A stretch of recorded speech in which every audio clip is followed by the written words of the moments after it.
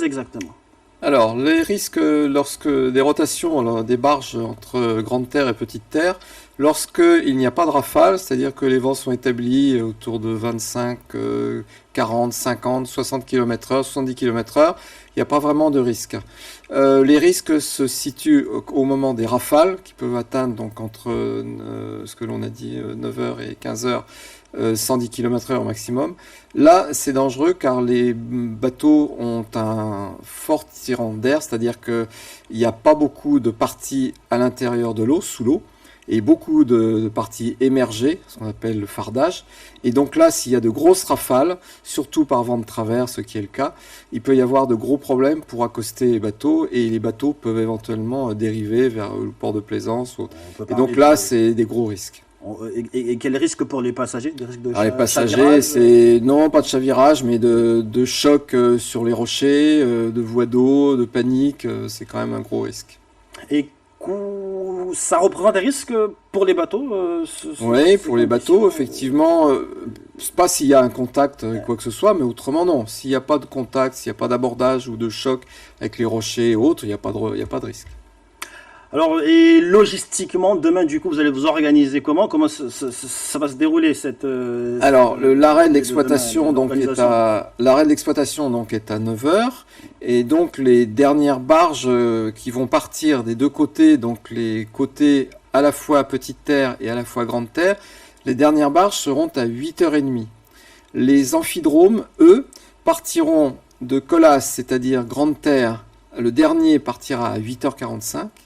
Côté Colas Grande Terre, et côté Petite Terre Issoufali partira à 8h15. Après, il n'y aura plus de barge jusqu'à 15h ou à la reprise de l'exploitation. Tout le monde devra partir, prendre la barge au plus tard à 8h30. Voilà. Alors donc, Pour les passagers qui doivent prendre l'avion, pareil, ils doivent embarquer à pour les 9h. passagers qui doivent prendre l'avion, effectivement, il y a des vols de prévus. On vient d'en parler il y a quelques instants là, à la préfecture. Il faudra que les passagers au maximum prennent les barges avant le matin, très tôt, pour être sûr de pouvoir prendre leur vol. S'il y a une urgence entre 9h et 15h, est-ce qu'il y a... Alors s'il y a une urgence, extrême urgence, ce sera la SNSM qui procédera aux évasans, pratiquement, c'est surtout ce risque-là qui existe. Donc auront à s'occuper des évasans au départ de Petite Terre ou de Grande Terre. C'est une mesure qui concerne l'ensemble des activités nautiques? Alors, on a effectivement, il y a une décision qui a été prise dans la cellule de crise à la préfecture, donc les activités nautiques, baignade, activités aquatiques et de pêche sont interdites entre 6h et 17h.